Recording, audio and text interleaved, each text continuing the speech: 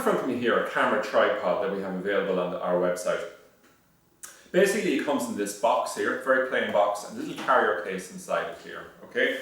So the tripod itself extends out, it's telescopic, it extends out to a total height of 1.5 meters. And what I'm going to do is I'm just going to hold this in front of me here, and I'm just going to hold up the tripod, which we have beside me here, and this is it fully extended. So this is the height of me sitting here, and if I just lift it all the way through, you can see the various stages of it. Okay?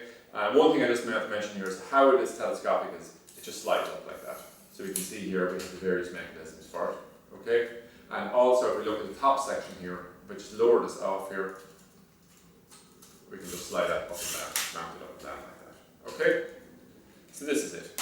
So let's come along then and look at the different features of it here. So when we get it in its original format, it's like that, and it simply slides down and opens out like that.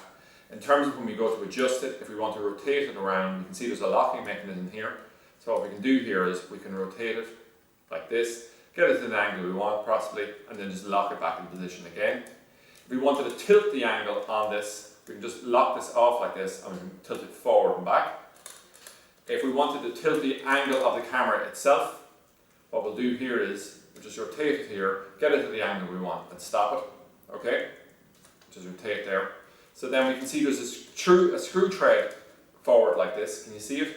A little handle in the back. And that's to allow us to actually screw a camera in here. And there's a little locking butt here. It's spring loaded. So if we had a camera which on the base of it had both a thread and also a guide hole, we could actually clip it in and get an extra secure thing on it. We can also see there's a little spirit level on it and just telling us when it's square. So if we just come along and get this camera here now, just stand up. I'll just drop it out. I'm just going to tilt it over here so we can see they have threads here in the base of it. And what I'm going to do is I'm just going to rotate it around and just lock it in like that, and we'll just hold it at the angle that we want. Okay, and you have that mounted there, and we could use then, if we had this mechanism here unlocked, we could just use this to rotate it around whatever angle we want, etc. So that's it anyway.